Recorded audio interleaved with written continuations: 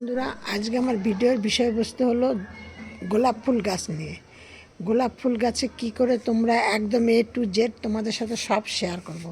কি করে কচি কচি, এই দেখো আমার কত পাতা বেরিয়েছে, দেখতে পাচ্ছ? তোমরা দেখে বুঝতে পারছো। এই যে এই দেখো, আর এই দেখো এই গাছটা কত ব্রাঞ্চ বেরিয়েছে। যত ব্রাঞ্চ বেরোবে তত বেশি তোমাদের ফুল পাবে। আর গোলাপ ফুল গাছ কেনার একটা আদর্শ সময় হলো শীত শুরু হওয়ার আগে কিংবা শীত শেষ হওয়ার আগে। কারণ গোলাপ ফুলের সিজনই হলো পুরো শীতে প্রচুর পরিমাণে ফুল পাওয়া যায়, কিন্তু তোমরা গোলাপ ফুল সারা বছরই কিছু না কিছু ফুল পাবেই। আমার যেমন দেশি গোলাপগুলো বর্ষায় বা গ্রীষ্মকালে খুব ভালো গোলাপ পাওয়া যাবে, হাইব্রিডগুলো শীতে বেশি ফোটে, এরকম কিছু কিছু ব্যাপার আছে। আর গোলাপ ফুল গাছ হলো তোমাদের মানে বাগান বলতে গোলাপ ফুল গাছ অধিকাংশ বাড়িতেই যে একটা দুটো অন্তত নেই সেরকম না, সব বাড়িতে কিছু না কিছু বাগান থাকলেই গোলাপ ফুল গাছ থাকবে। এই যে দেখেছ, আমার এই গোলাপটা একটা এত সুন্দর একটা সেন্ট। গোলাপটা কিন্তু খুব বড় ফোটে, কিন্তু গোলাপটা আজকে একটু ছোট ফুটেছে, কারণ এইটা শীতের মধ্যে যখন ফুটেছিল তখন খুব বড় বড় ফুটেছিল। এখন শীত শেষ হতে চলেছে, এই যে ছোট। আর গোলাপ ফুল গাছ কিন্তু প্রচুর পরিমাণে রোদ পছন্দ করে আর জল পছন্দ করে। এদের মাটি যদি কোনো সময় শুকিয়ে যায়, ফাটা ফাটা হয়ে যায় বা শুকনো হয়ে যায়, তাহলে কিন্তু গাছের কুড়িগুলো তখন মানে ঝরে পড়ে যাবে। আর তোমরা কি করে বুঝবে যে গাছের গোড়া একদম ডাই হয়ে গেছে? তখন কিন্তু দেখবে এই কড়িগুলো এরকম নিচের দিকে ঝুলে যাবে, এরকম থাকবে না। তাহলেই তোমরা বুঝতে পারবে যে গাছে এখন একদমই জল বলে কিছু নেই। এই দেখো, দেখেছো? এই যে এবার আমি তোমাদেরকে বলছি, আমি এই গাছগুলোতে আমার শীতের সময় প্রচুর পরিমাণে ফুল ফুটেছিল।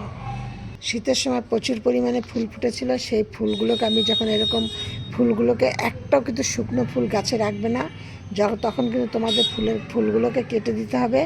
মোটামুটি ফুল যে থাকবে, ধরো এইখানে ফুলটা, এই যে ফুলটা আছে, এর ঠিক দুটো তিনটে পাতা নিচ থেকে কাটবে, তাহলে দেখবে তোমাদের প্রচুর পরিমাণে ডালপালা বেরোবে আর প্রচুর পরিমাণে ফুল আবার হবে, সে শীত বলো, বর্ষা বলো, গ্রীষ্ম বলো।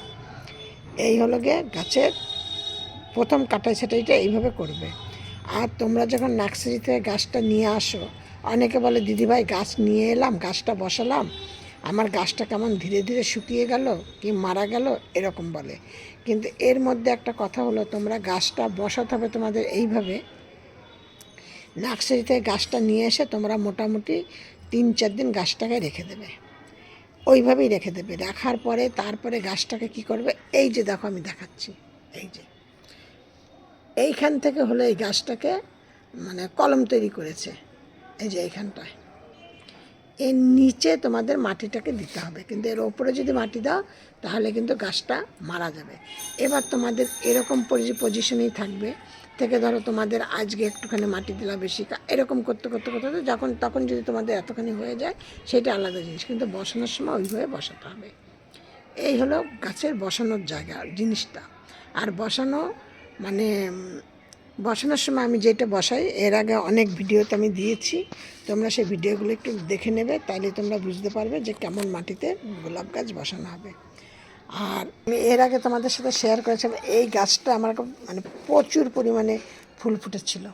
এটা সে হাজারি ফুল ফোটে, সেই প্রচুর ফুল ফুটেছিল, প্রচুর।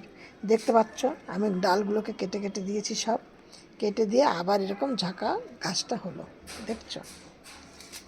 এই হলো একটা, এটাকে বলে বোতাম ফুল, মানে গোলাপি বোতাম বোতাম, এর থেকে আর বড় হয় না এটা। আর এইটা হলো হাজারি, এটা প্রচুর পরিমাণে ফুল হয়।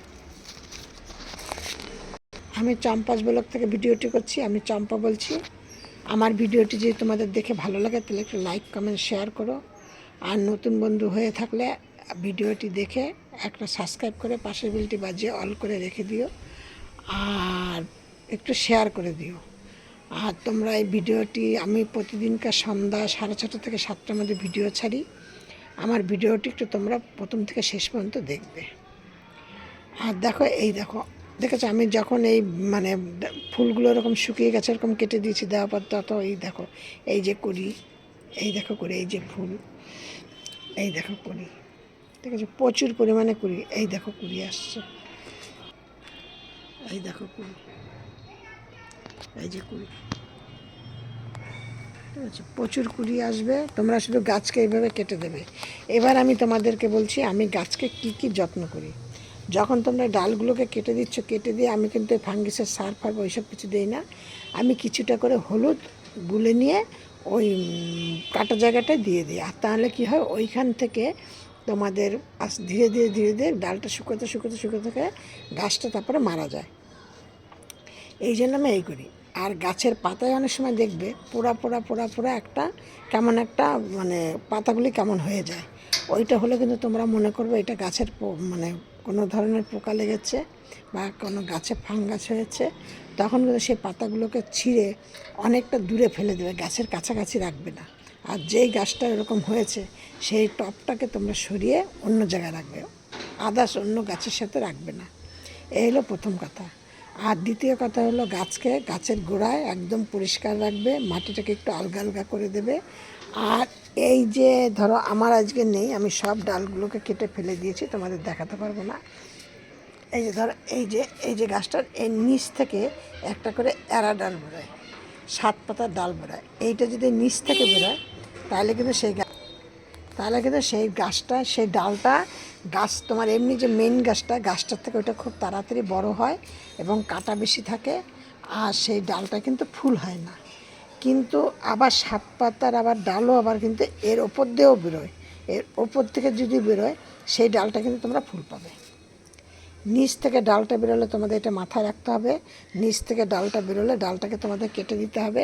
ওপর দিয়ে ডালটা বেরোলে সেই ডালটা ফুল হবে, কাটতে হবে না, বরং সেই ডালটায় বড় ফুল ফুটবে। তোমার গাছটা যা ফুল ফোটে তার থেকে ওই ডালটায় বেশি বড় ফুল ফুটবে। কিন্তু তোমাদের এই যেইখানটা এই যে গিটটা আছে, গিটের ওপর থেকে যদি বেরোয়, এইটা হলো গেল বলছি। আর গাছকে তোমরা কি করবে, আমি কি করি গাছকে, যে আমি যেগুলো করি করে আমি উপকার পেয়ে আমি তোমাদের সাথে সেইগুলো শেয়ার করছি। আমি থেকে মানে 15 দিনে একবার করে এই গাছের মাটিটাকে একটুখানি আলগা করে উঁচু মানে একটুখানি এরকম করে করে তুলে দিই। দিয়ে তার তলায় আমি কি করি, এই ধরো 1টা 2টো 3টে 4টে 5টা 6টা 7টা 8টা 9টা 10টা আর ওপরে আছে 6টা, 16টা গাছের জন্য আমি 1 মুঠো নিম খোল নিই, 1/2 মুঠো সর্ষের খোল নিই, 1/2 মুঠো বাদাম খোল নিই। তার মধ্যে এই 5-6 চামচ হলুদ গুঁড়ো দিই।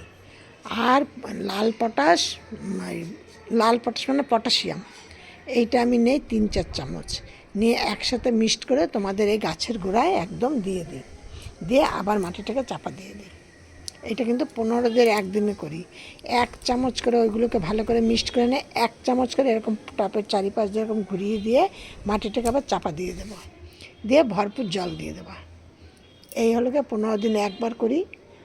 আর একটা কাজ করবে তোমরা, সেটা মাসে একবার করবে। আমি যেটা করি সেটা তোমাদের সাথে শেয়ার করছি।